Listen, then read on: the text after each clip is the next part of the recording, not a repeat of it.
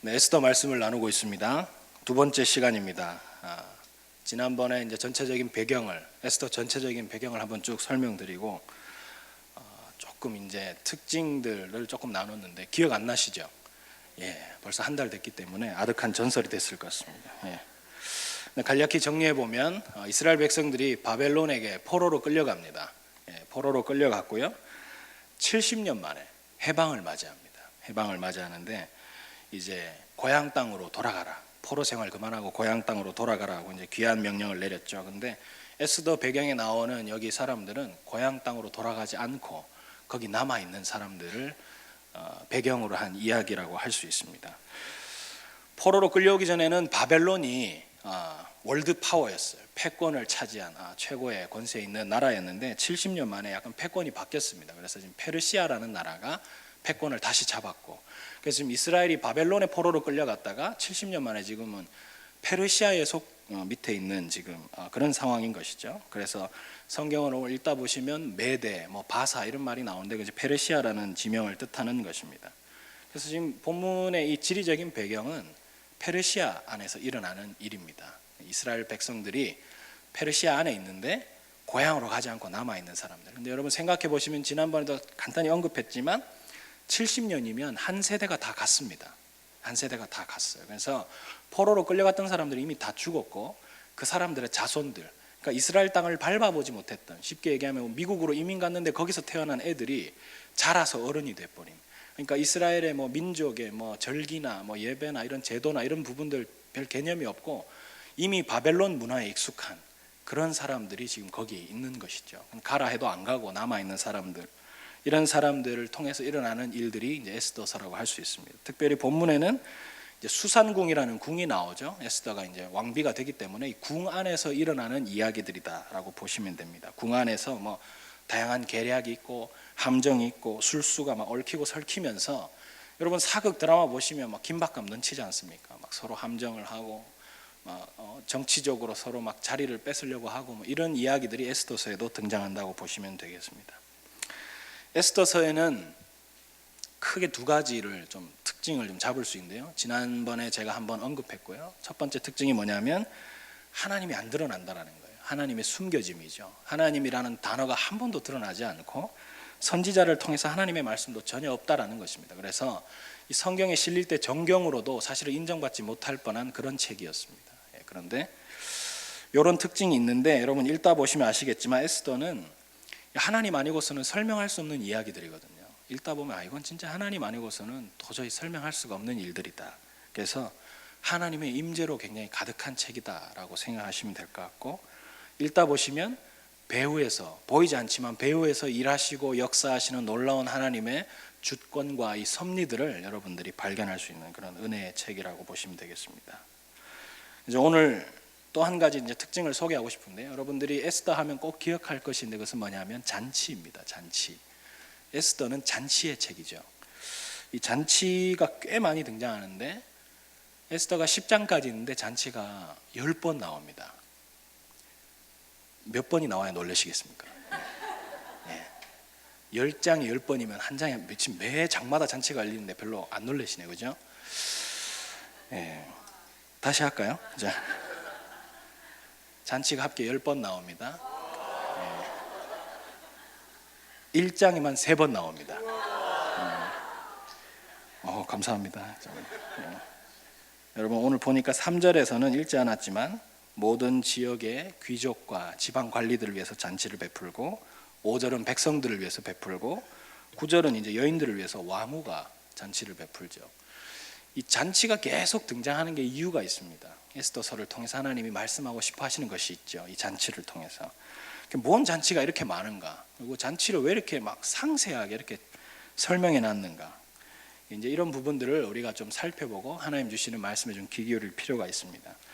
오늘 본문에서 잔치를 베푸는 이유를 우리가 좀 확인할 수 있는데요. 4절 한번 보겠습니다. 그리고 11절 한번 볼 텐데요. 4절 같이 한번 읽어볼까요? 시작. 왕이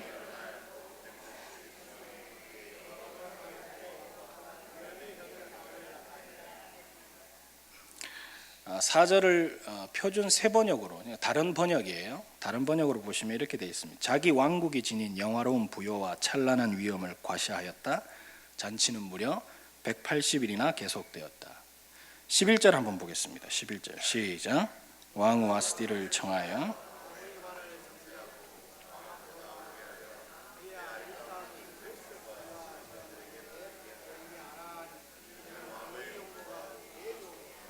11절도 세 번역으로 좀 보시면 이렇게 나옵니다. 와스티 왕후가 왕후의 관을 쓰고 왕 앞으로 나오게 하라고 명령하였다. 왕후가 미인이므로 왕은 왕후의 아름다움을 백성과 대신들 앞에서 자랑하고 싶었던 것이다. 잔치를 베풀고 있는 이유가 이제 나오죠. 4절하고 11절에서 나오는데요. 가장 큰 이유 중에 하나는 아수에로 왕이 자랑하고 싶은 거예요. 자기 영광을 드러내고 싶은 것이죠. 자기 가진 것, 자기 위엄, 이 형력함을 확 나타내고 싶고, 가장 강한 내가 취한 이 아내가 얼마나 아름다운지 사람들에게 뽐내고 싶고, 지금 자기 자랑, 자기 과시, 자기 영광을 지금 드러내고 싶은 것이죠. 하나님이 마음 중심에 하나님이 깊이 자리하지 않는 그런 사람들의 특징이 이와 같습니다. 하나님 없는 사람들은 주로 자기를 드러내려고 하고, 자기 과시하려고 하고, 자기가 영광을 받으려고 하죠. 마음속에 하나님이 자신의 왕이 되지 않기 때문에, 내가 내 자신의 왕이고 내가 나를 다스리기 때문에 하나님을 높여드리기보다 나를 높이려고 하고, 나를 드러내려고 하고, 내 자랑하고 싶고, 사람들에게 내가 뽐내고 싶은 것이에요. 이제 이런 사람들이 하나님 없는 사람들의 특징인 것입니다. 자기 자신이 왕인 사람, 이런 사람들은 자기를 자꾸 드러내고 과시하다가 허영심에 빠지고 이렇게 살아가는 것이죠. 여러분들도 모르게 이런 삶을 살고 있습니다. 여러분들도 뭐 알게 모르게 혹은 작든 크든 이런 내 존재를 드러내려고 하고, 자랑하려고 하고, 과시하려고 하고 이렇게 살아가고 있죠.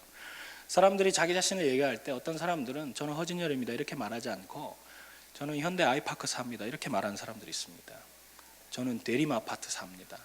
몇 동 살아요? 이렇게 물어봐요. 왜냐하면 평수가 다르거든요. 몇 동 살지? 103동과 105동은 다른데. 여러분, 어떤 사람은요 자기를 학교로 말하는 사람들이 있어요. 이대 나온 여자예요. 오, 이대 이러면서 연대, 고대, 자기를 학교로 말하는 거예요. 내 자신을 그렇게 설명하는 것이죠, 여러분. 사회 지위로 말하는 사람들이 있습니다. 저는 이 30대 중반에 과장을 달았습니다. 뭐 부장을 달았습니다. 뭐 박사 학위를 땄습니다. 연봉으로 말하는 사람도 있어요. 전 사업하는데 1년에 뭐 한 3천 법니다. 5천 법니다. 뭐 억을 법니다. 회사로 말하는 사람도 있어요. 난 삼성맨이에요. 저는 뭐 LG맨이에요. 저는 카카오맨이에요. 학생들은 성적으로 말하죠. 수능을 쳤는데 제가 뭐 몇 점입니다. 등급이 몇 등급입니다. 제가 장가를 처음 갔을 때요, 저희 처가댁에 공부를 굉장히 잘하는 우리 처가댁에 그 친척이 하나 있었어요. 이 친구가 벌써 한 8년 전인데 그때 중학생이었는데 지금 연세대 들어갔어요. 고등학교를 민족사관고등학교를 준비한다 하는 거예요. 저는 그때 그런 학교가 있는 걸 처음 알았거든요. 교복을 한복을 입고 다니는 데인가. 자기가 막 그런 식으로 자기를 얘기하는 거예요. 나는 그런 걸 알고 싶지 않은데 자기 소개를 그렇게 하더라고요. 전 토익이 고등학교도 안 들어갔는데 900 가까이 나오고 하버드를 꿈꾸고 있다. 뭐 이런 이제 굉장히 불쾌한 소개를 제가 받았던 기억이 납니다. 결국은 그 친구가 연세대 갔어요. 연세대 가고 대단한 친구죠. 자기를 그렇게 말하는 것이에요. 뉴스 보니까요, 학생들이 옷으로도 말을 해요. 노스페이스를 막 청소년들이 입고 다니면서 등급이 나눠진대요. 어떤 옷을 입어야 좀 등급이 높고 낮고. 왜 이러는 걸까요? 너무 자연스러운 모습이죠. 알고 보면 우리도 크든 작든 자기 존재감을 이게 드러내려고 하고, 자랑하고 싶고, 인정받고 싶고, 높임받고 싶은 것이죠. 여러분, 베를린 효과라는 말 혹시 들어보셨습니까? 골동품 가게에 100만 원짜리 이런 물건이 있습니다. 100만 원짜리 하도 안 팔리는 거예요. 근데 직원이 실수로 동그라미 하나 더 붙여서 1000만 원 이래 해놔 그날 바로 팔리는 것이죠. 이게 베를린 효과라는 말이거든요. 이런 현상이 왜 생길까요? 사람들이 구분 짓고 싶어 하거든요. 난 저 사람하고 달라. 자기 자신을 과시하고 싶은 욕구로 인해서 이게 구분 짓고 싶어 하는 것이에요. 그러다 보니까 남들이 소유하지 못한 어떤 고가 제품을, 비싼 제품을 내가 딱 가지기 시작하면 내 가치가 높아질 거라고 생각하는 거예요. 난 이런 거 가지고 있어. 굉장히 비싼 뭐 자전거를 하나 해도 막 700만 원, 800만 원 이런 고가 제품 가지면 내가 저 사람보다 가치 있게 높아져 보이고 이런 생각들을 하기 때문에 베를린 효과라는 것이 있는 것이고, 이 베를린 효과가 우리나라에는 굉장히 효과적으로, 그래서 IMF 터질 때도 여러분 빈폴이나 이런 브랜드는 가격을 내리지 않았습니다. 그때 당시에. 그래도 잘 팔렸어요. 불황을 겪지 않았죠. 여러분 유럽에서 넘어오는 뭐 우리 자매님들이 좋아하는 백 있지 않습니까? 백. 네? 유럽에서 직접 사시면 싸거든요. 여러분 유럽 가서 한번 보세요. 백을. 우리나라 들어오면 비싸져요. 이상하죠. 네. 저도 유럽에 갔을 때 뭐 이렇게 한번 사봤습니다. 뭐 이렇게 보석도 사보고 뭐 이거 사봤는데 들어오면 비싸지는 거예요. 우리나라는 뭐 하나 갖다 붙이고 가치를 높이면 더 잘 팔린다라는 거예요. 옷도 마찬가지고. 예. 이런 효과들이 생기는 이유가 있죠. 사람들은, 이 세상 사람들은 갖춰진 사람들, 좀 많이 가진 사람들, 높은 사람들이 인정받거든요. 세상은 구조가 그렇게 돼 있기 때문에 사람들이 더 많이 가지고 싶은 거예요. 더 높고 싶은 거죠. 그래서 학력을 막 따지기 시작하는 것이죠. 배경을 따지고 가진 것을 따지고 사회적인 지위 여부를 따지는 것이죠. 누가 더 높은가? 누가 더 강한가? 누가 더 많이 가졌는가? 세상에게 인정받는 기준이 되기 때문에 그렇습니다. 그래서 우리는 더 자랑하고 싶고 더 높아지고 싶죠. 왜냐하면 인정받고 싶었어요. 더 많이 가져서 사람들에게 더 많이 나를 드러내 보이고 싶거든요. 근데 그렇게 살다 보면 오늘 아수에로 왕처럼 이렇게 되는 것이에요. 허영심에 가득 차가지고 이렇게 결론이 별로 좋지 않은 이런 인생으로 가는 것이죠. 여러분 이런 현상에 대해서 우리가 막 이렇게 드러내고 자랑하고 과시하고 이런 현상에 대해 성경은 어떻게 말하고 있냐면, 디모데후서 3장을 보시면 3장 2절에 말세의 징조의 때에 대해서 얘기하거든요. 말세, 주님 오실 그때가 되면 어떤 징조가 나타나느냐 여러 가지 쭉 얘기하는데요. 자기를 사랑한다, 돈을 사랑한다, 그리고 자랑한다, 교만한다. 이게 말세의 징조. 우리 주님 오실 때가 되면 이런 징조가 나타날 것이다 라고 얘기하는데, 그 중에 자랑하고 교만하고 나를 드러내고 싶고 높아지고 싶고 돈 사랑하고 이런 게 이제 드러나는 것이죠. 이제 이런 증상을 가진 사람들이 하나님을 거역하는 그런 사람들의 특징입니다. 하나님이 마음 중심에 없는 사람들도 이와 마찬가지인 것이죠. 그래서 하나님보다 나 자신을 드러내고 싶고 하나님보다 내가 높아지고 싶고 영광 받으려고 하는 것이죠. 여러분 지금 굉장히 난리가 난 책이 있습니다. 미움받을 용기라는 책인데요. 최장기간 베스트셀러 1위예요. 최장기간 베스트. 지금도 1위입니다. 부동의 1위. 이 미움받을 용기라는 책 혹시 읽어보셨나요? 이 책의 한 부분을 제가 발췌해서 읽어드리고 싶습니다. 이 책에서 자기를 자랑하는 이유에 대해서 한 철학가가 대화하는 부분이 있어요. 왜 사람들이 자랑하는가? 미움받을 용기라는 책에 있는 내용인데요. 일부러 말로 자랑하면서 뽐내는 사람은 자신에 대한 믿음이 없는 사람일세. 만약 자랑하는 사람이 있다면 그것은 열등감을 느끼는 것에 불과한 것이네. 정말로 자신 있는 사람은 사람들 앞에서 자랑하지 않아. 열등감이 심하니까 자기를 자꾸 드러내고 자랑하는 걸세. 자신이 우월하다는 것을 일부러 과시하려고 하는 것이야. 왜냐하면 그렇게라도 하지 않으면 주위에서 누구 한 사람도 나 자신을 인정해 주지 않을까 봐 겁이 나기 때문인 것이지.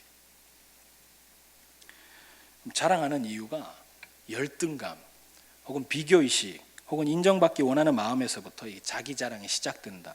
근본이 시작된다. 이렇게 이제 이 책에서 소개하고 있는 것입니다. 그렇기 때문에 계속 자기를 드러내려고 어필하는 것이죠. 근데 이러한 삶에 대해서 사도 바울이 굉장히 깊은 통찰력을 주는 말씀을 했습니다.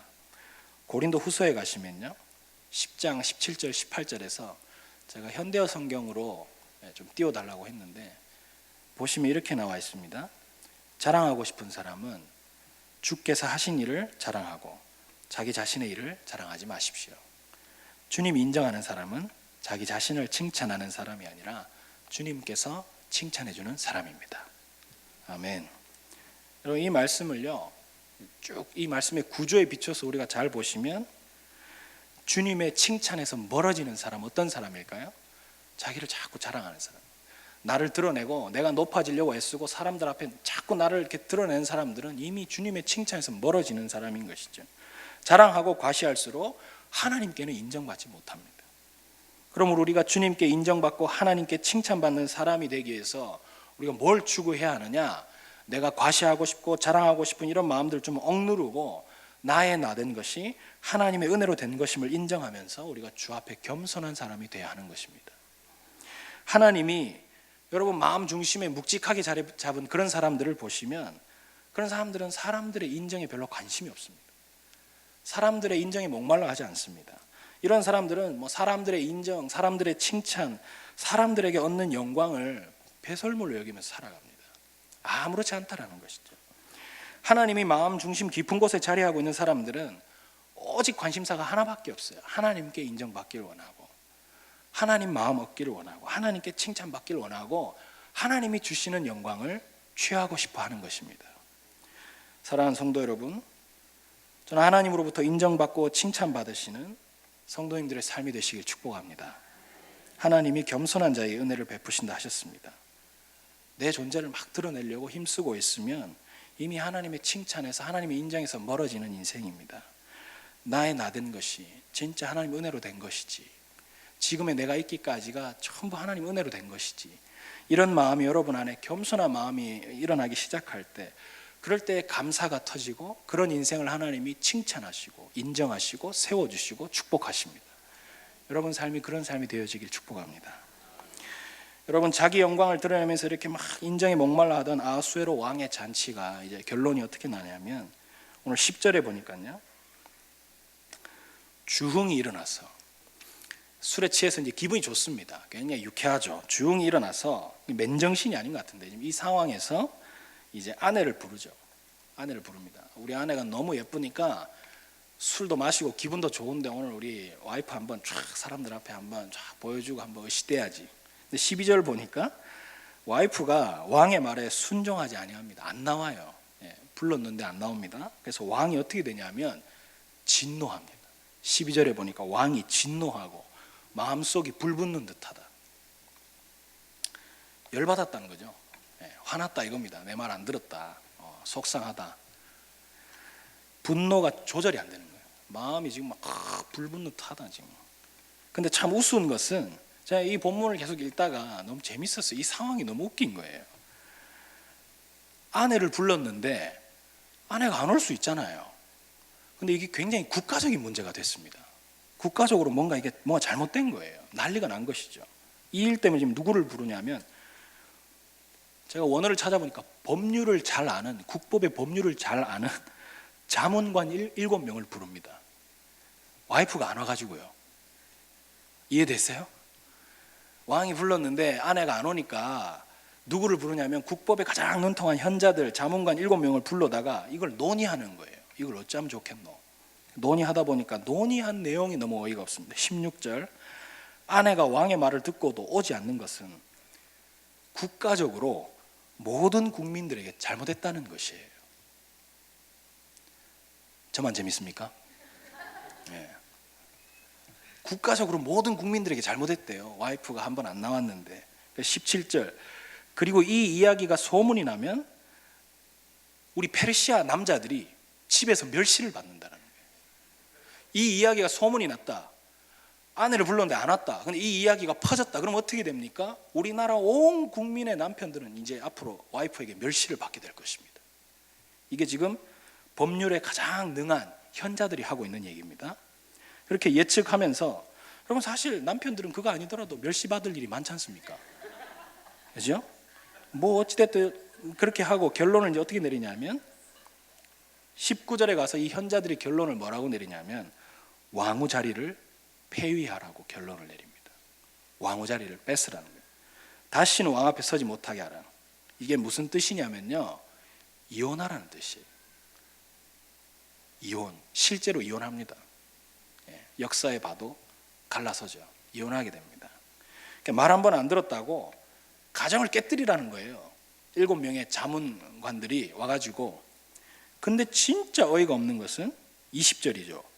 지금 이 조서를 내리면 다시는 왕 앞에 서지 않고 왕후를 폐위시켜버리고 이거를 온 국민에게 조서를 선포하십시오. 이 조서를 20절에서 내리시면 남편을 멸시하던 여인들이 다시금 남편을 존경하게 된답니다. 당황스러우시죠? 이 조서가 내려지면 멸시하던 그 자매들의 마음이 다시금 남편에 대한 존경으로, 야, 저렇게 말 안 들으면, 왕 말 안 들으면 한 번에 그냥 가정이 깨지고 이혼이 되니까 그걸 보면서 자매들이 벌벌 떨면서 남편 존경해야 되는구나. 말도 안 되는 얘기죠. 그런다고 존경하겠습니까? 근데 21절이 가장 놀랍습니다. 왕과 지방관들이 그 말을 맞다, 당연하다, 옳게 여기는 거예요. 그래 될 것 같다. 내가 이래 하면 온 국민의 아내들이 남편을 존경하게 될 거야. 내 이 와스디를 그냥 폐위시켜 버리겠어. 이게 뭘 말하고 있죠? 사람들이 분별력을 상실한 거예요. 옳고 그름을 구분을 못하는 거죠. 판단이 흐려지는 것입니다. 여러분, 하나님이 마음 중심에 이렇게 없는 사람들, 이런 사람들 특징이 있죠. 왕이신 하나님의 이 통치와 다스림을 받지 않는 사람들은 아수에로 왕과 같은 이런 모습으로 살아갈 수밖에 없습니다. 분별력이 상실되고 옳고 그름이 뭔지 구분을 못하고 쉽게 분노하고 쉽게 열받고 즉흥적으로 살아가는 것이. 여러분, 생각해 보면 이게 이 시대를 살아가는 우리 모습 아니겠습니까? 그럼 잘 생각해 보십시오. 대한민국이 전부 자기 마음 내키는 대로 살고 있습니다. TV를 보세요. 온통 불륜 얘기밖에 없습니다. 만나고 싶으면 만나고 사랑하고 싶으면 사랑하는 거예요.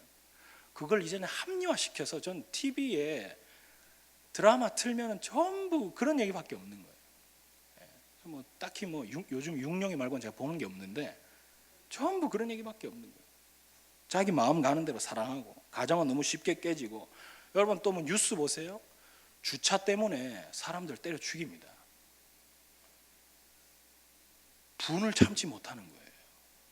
그냥 즉흥적으로 행동하는 것이죠. 누가 내 자리에 주차를 했나, 바로 몽둥이 들고 때리고, 고속도로에서 누가 내 앞에 앞지르게 하면요, 차를 그냥 갖다가 세워가지고 막 블랙박스 찍힌 거 보면 내리라 해가지고 막 두들 패고. 이게 지금 우리나라거든요. 여러분 보세요. 이념과 정치적 신념이 이렇게 막 대립하잖아요.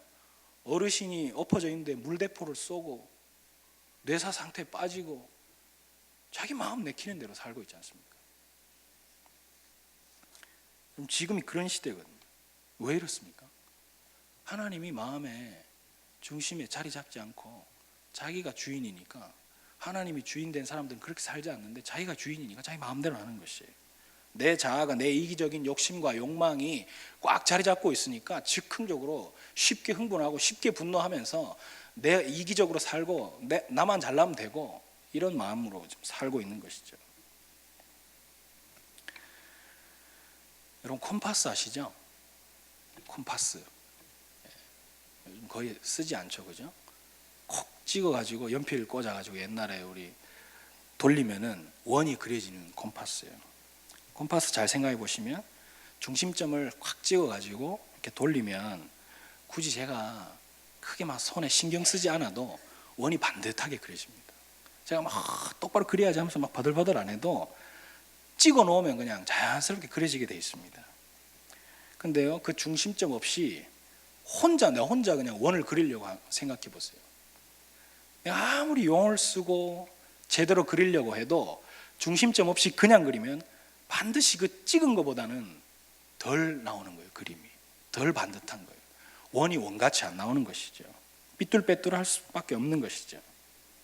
뭘 얘기하고 싶은 것이냐, 여러분, 하나님이라는 분이 우리 마음의 중심에 꽉 자리해서 하나님이라는 중심점을 우리가 꽉 찍으면 우리 인생이 반듯해지는 거예요.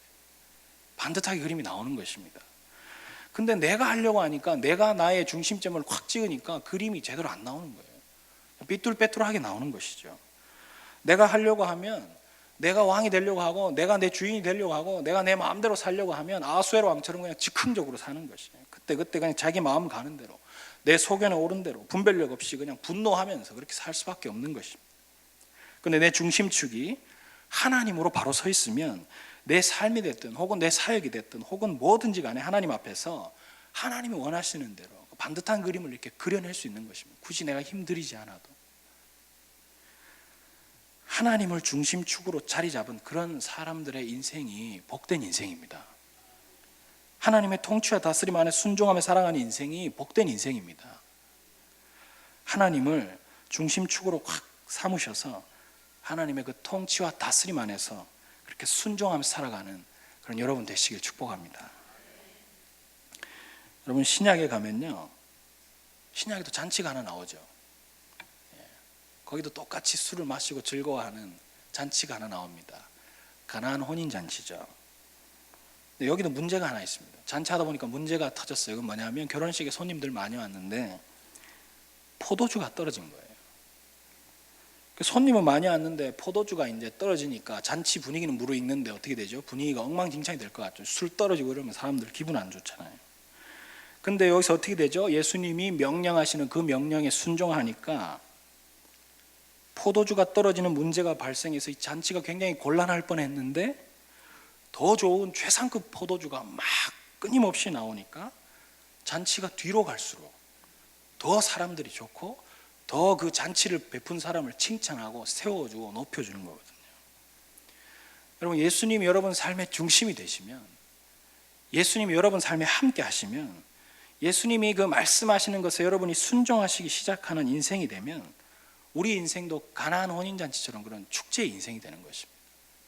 해를 거듭할수록, 시간이 지날수록 더 기쁘고 더 넘치고 더 은혜로운 그런 우리의 인생이 되는 것이죠. 여러분이 그런 인생 되시길 축복합니다. 여러분, 말씀을 정리하겠습니다.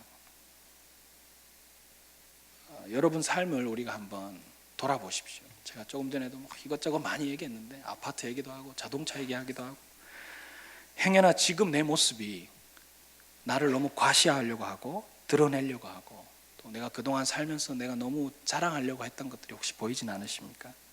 내 노력이나 내 행위나 내 업적이 보이진 않으십니까?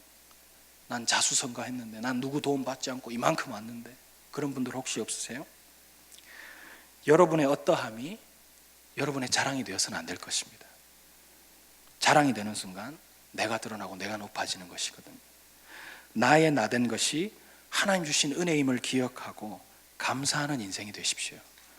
겸손하게 우리가 주님 앞에 설 때에 주님께서 훨씬 더 크신 은혜를 여러분 삶에 베풀어 주실 것입니다. 또 한 가지, 우리가 하나님을 마음 중심에 모시고 그분의 통치와 다스림 안에 순종하며 살아가십시오. 내가 나를 주관하고 다스리기 시작하면 아수의 왕처럼 살 수밖에 없습니다.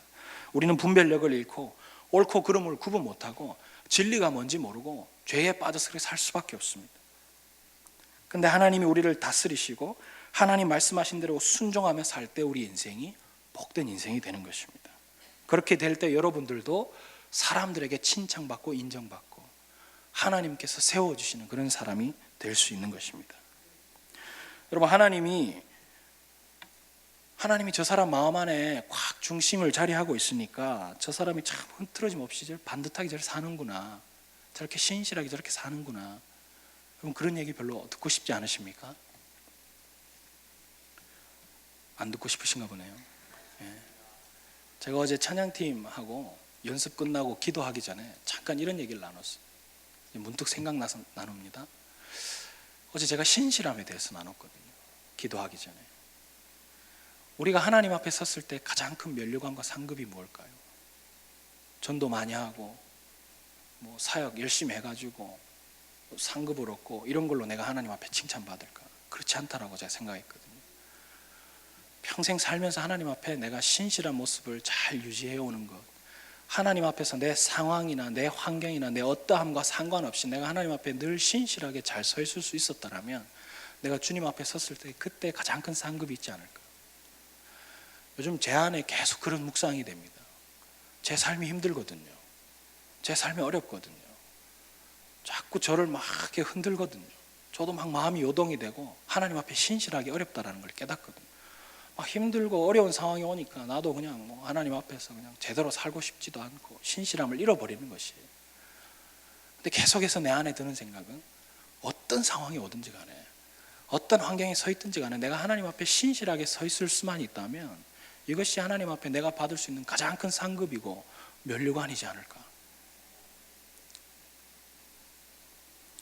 여러분에게 그런 면류관과 상급이 있기를 소망합니다. 여러분, 갈라디아서 6장 14절에서 사도 바울이 이렇게 고백합니다. 내게는 우리 주 예수 그리스도의 십자가 외에 결코 자랑할 것이 없다. 아멘.